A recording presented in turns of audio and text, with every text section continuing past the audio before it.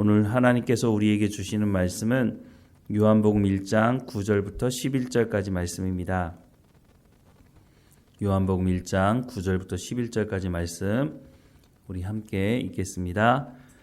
참빛 곧 세상에 와서 각 사람에게 비추는 빛이 있었나니 그가 세상에 계셨으며 세상은 그로 말미암아 지은 바 되었으되 세상이 그를 알지 못하였고 자기 땅에 오매 자기 백성이 영접하지 아니하였으나. 아멘. 예수님께서 세상이 창조되기 전부터 계셨다라고 말씀을 하고 있고요. 예수님은 세상을 창조하실 때 아버지 하나님과 함께 세상을 창조하셨다고 말씀을 하고 있습니다. 요한복음 1장 1절부터 3절 말씀을 보면 태초에 말씀이 계시니라. 이 말씀이 하나님과 함께 계셨으니 이 말씀은 곧 하나님이시니라. 그가 태초에 하나님과 함께 계셨고 만물이 그로 말미암아 지은 바 되었으니 지은 것이 하나도 그가 없이는 된 것이 없느니라 라고 말씀하고 있습니다. 2절과 3절 말씀을 다시 보면 그가 태초에 하나님과 함께 계셨다라고 말씀하고 있고 만물이 그로 말미암아 지은 바 되었으니 지은 것이 하나도 그가 없이는 된 것이 없느니라 라고 말씀합니다. 예수님께서 세상을 창조하실 때 함께 창조하셨다고 말씀을 하십니다. 즉 예수님께서 세상의 주인이시라고 하는 것이죠. 제가 어렸을 때 참 이사를 많이 다녔는데요. 아직도 기억나는 것이 하나 있는데 제가 살고 있었던 그 집이 월세집이었습니다. 매월 어느 날이 되면 그 집주인 할아버지가 그곳에 살지 않고 다른 곳에서 살고 있었는데 그 날이 되면 아침 일찍부터 저희 집 앞에 와 계셨던 것이 기억이 납니다.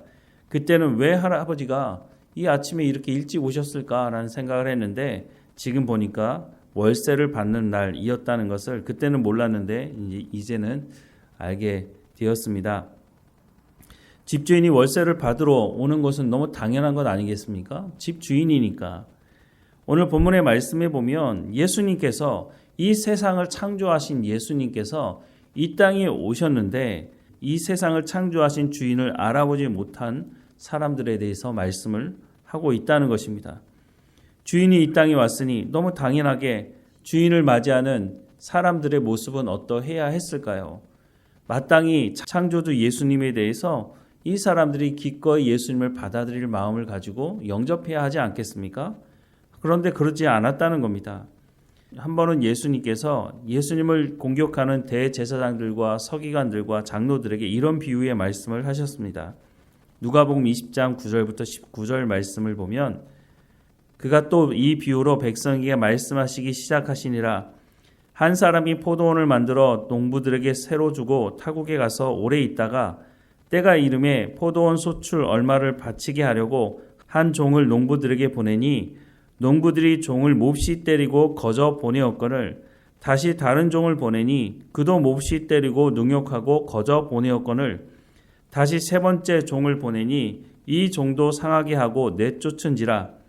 포도원 주인이 이르되 어찌할까 내 사랑하는 아들을 보내리니 그들이 혹 그를 존대하리라 하였더니 농부들이 그를 보고 서로 의논하여 이르되 이는 상속자니 죽이고 그 유산을 우리의 것으로 만들자 하고 포도원 밖에 내쫓아 죽였느니라.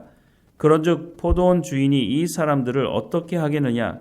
와서 그 농부들을 진멸하고 포도원을 다른 사람들에게 주리라 하시니 사람들이 듣고 이르되 그렇게 되지 말아지이다 하거늘 그들을 보시며 이르시되 그러면 기록된 바 건축자들의 버린 돌이 모퉁이의 머릿돌이 되었느니라 함이 어찌미냐.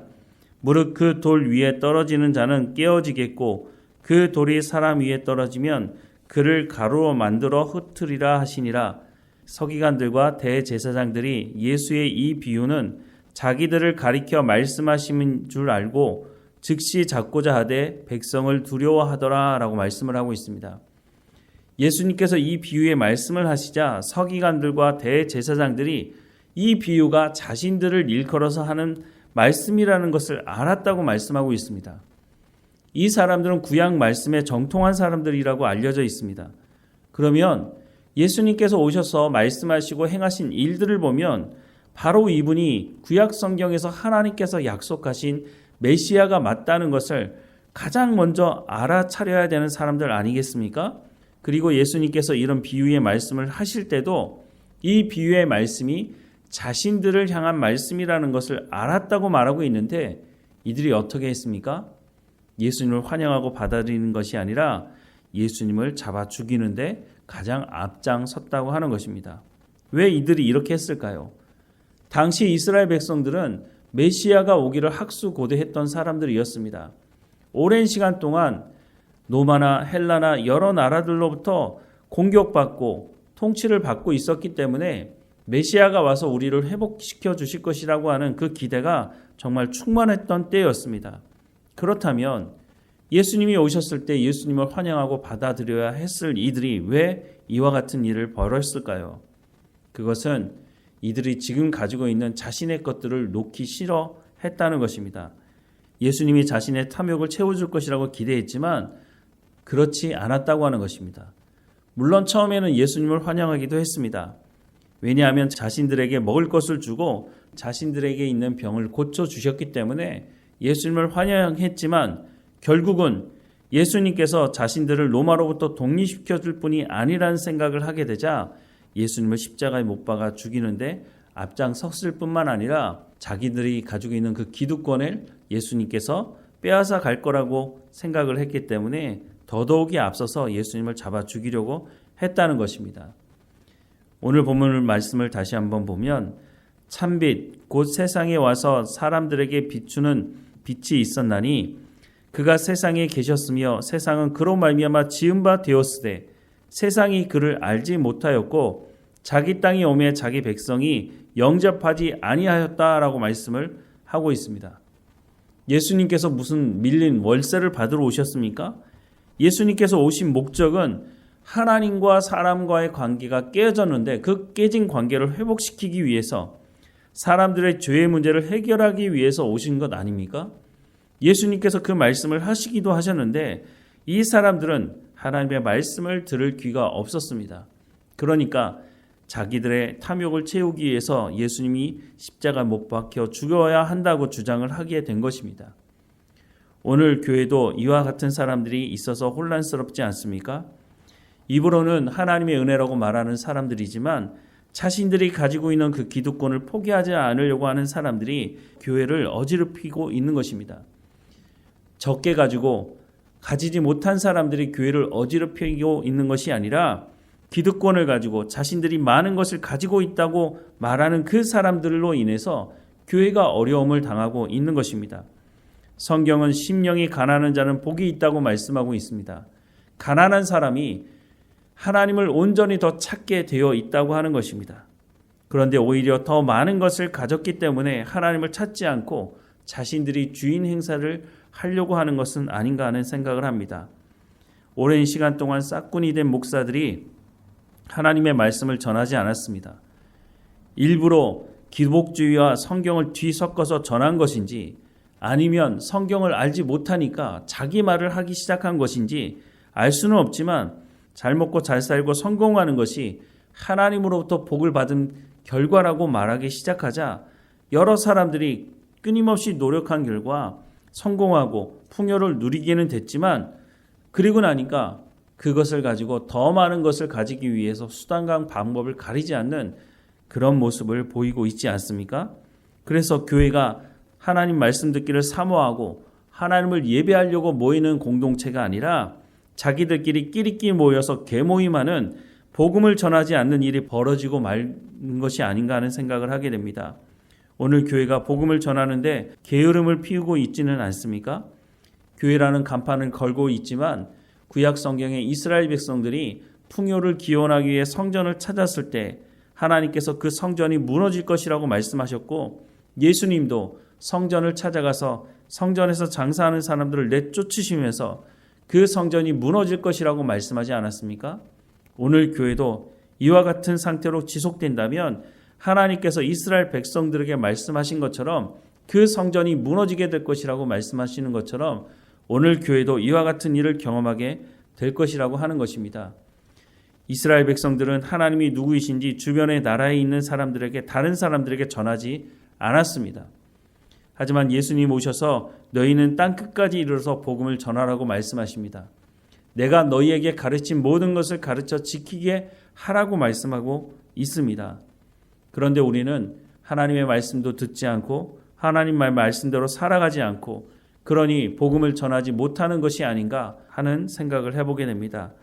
오늘 우리의 모습을 다시 한번 돌아보면서 정말 우리가 하나님의 은혜를 받았다면, 우리가 정말로 하나님의 그 구원하심을 경험했다면 우리가 모여서 하나님을 예배하며 하나님 말씀 듣기를 사모할 뿐만 아니라 흩어져서는 하나님이 누구이신지, 예수님이 왜 이 땅에 오셨는지, 우리가 예수 그리스도를 왜 믿어야 하는 것인지 그 복음을 증거하는 증인으로서의 삶을 살아가야 할 것입니다.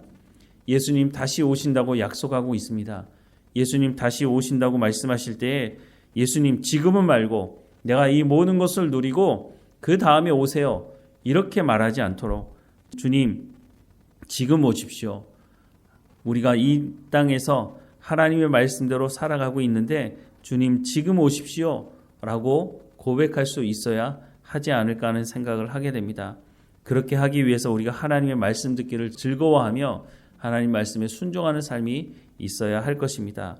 오늘 본문의 말씀처럼 예수님께서 오셨는데도 불구하고 이 땅에 사는 사람들이, 자기 백성들이 예수님을 영접하지 않았다고 말씀하는 이 말씀대로 우리가 살아가는 것이 아니라 예수님 오셨을 때 우리가 예수님을 환영하고 기쁨으로 천국잔치에 참여하게 되는 우리의 삶이 되기를 주님의 이름으로 축원합니다.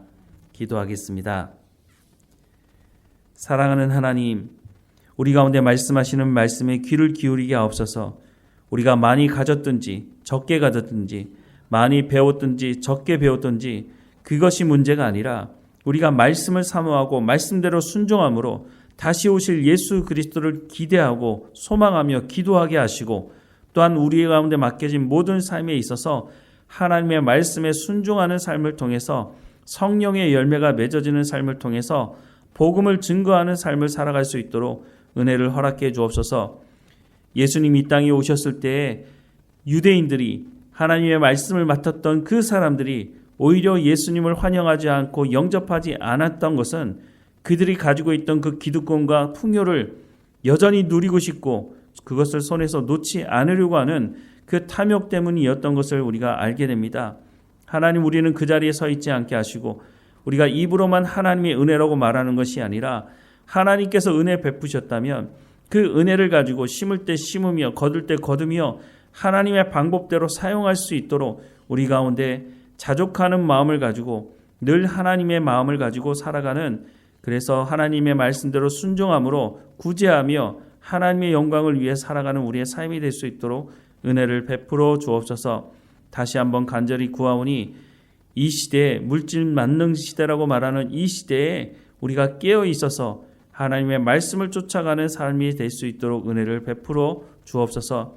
오늘 우리 가운데 허락하신 것에 대한 감사가 넘치는 삶이 될 수 있도록 더 달라고 하기보다는 하나님께서 우리 가운데 채우신 그 은혜에 감사하며 우리의 삶을 통해서 하나님의 영광을 드러내는 삶이 될 수 있도록 순종하며 살아가는 삶이 될 수 있도록 하나님 은혜를 베풀어 주옵소서. 무엇보다 우리가 살아가는 삶을 통해서 우리의 자녀들이 하나님이 누구이신지를 알게 하시고 우리의 자녀들은 우리보다 갑절의 믿음을 가지고 살아갈 수 있도록 우리의 자녀들 가운데 하나님의 은혜를 베풀어 주옵소서.